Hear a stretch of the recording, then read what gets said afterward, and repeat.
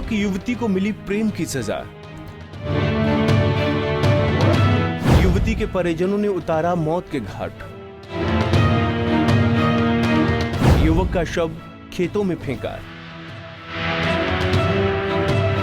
और बहन को अधमरा छोड़ अस्पताल के बाहर फेंका। पुलिस की गिरफ्त में दिखाई दे रहे इन तीनों युवकों को देख रहे हैं ना आप? इनकी आंखों को गौर से देखिए, सीधे साधे और शरीफ लग रहे हैं ना, मगर असल में ये जल्लाद से भी ज्यादा निष्ठुर हैं, क्योंकि इज्जत के नाम पर इन लोगों ने अपने जीजा और बहन की इस कदर हत्या की है कि अगर आप सुनेंगे तो फिर मन ही मन उसके बारे में सोचेंगे तो शायद रूह कांप उठेगी।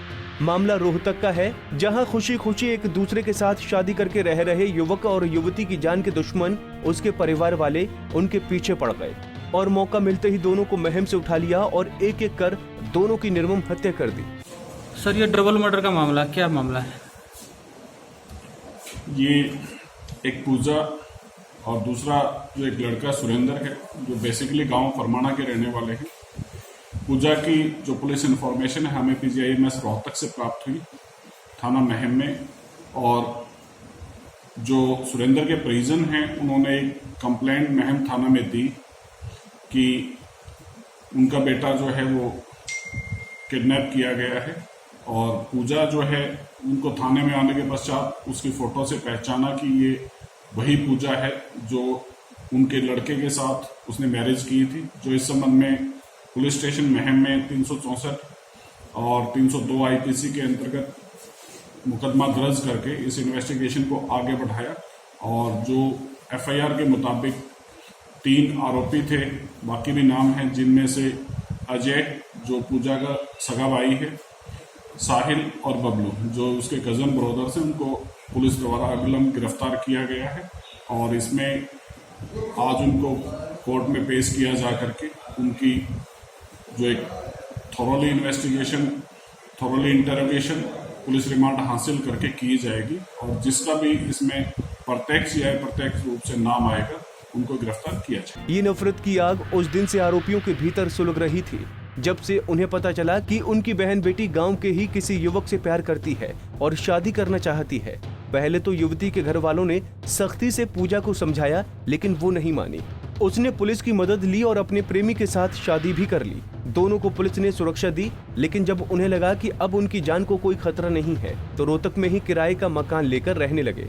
लेकिन इस मौके की तलाश में बैठे युवती के परिजनों ने पहले तो सुरेंद्र की रस्सी से गला घोंटकर हत्या की, जमकर मारपीट की और फिर भी जब वो नहीं मरा तो चाकू से उसका गला काट दिया और भिवानी के बड़ेसरा गांव के खेतों में जाकर फेंक दिया। दोनों मृतक एक ही गांव के थे? दोनों मृतक एक ही गांव के थे। इससे पूर्व भी 21 अगस्त 2019 को जो पूजा के परिजन हैं उनकी स्टेटमेंट के ऊपर 363, 366 आईपीसी का मुकदमा पुलिस स्टेशन महम में दर्ज हुआ था, जो पूजा को रिकवरी होने के उपरांत 164 सीआरपीसी के बयान दर्ज कराए गए थे।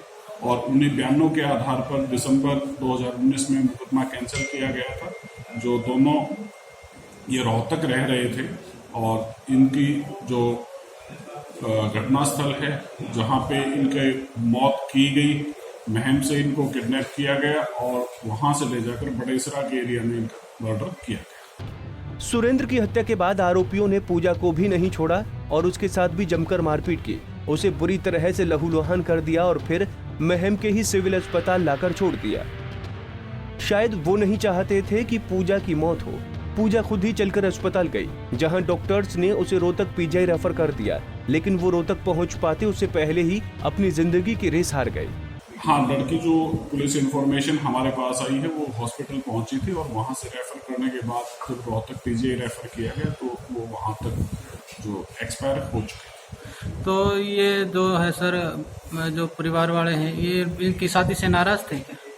परिवार वाले जो इसके दोनों पूजा और जो ये सुरेंद्र है ये रोहतक में रह रहे थे और जो अभी इन्वेस्टिगेशन को आगे बढ़ाया जाएगा, इन्वेस्टिगेशन में जो भी आएगा उसका खुलासा किया जाएगा। पुलिस को जब पूजा की इस तरह से मौत होने की खबर मिली तो उसने रिकॉर्ड खंगाले तो पता चला कि उसके पति सुरेंद्र के परिजनों ने भी अपहरण की शिकायत थाने में दर्ज करा दी है, जिसके बाद पुलिस समझ गई कि ये मामला दोनों के प्रेम विवाह से जुड़ा है।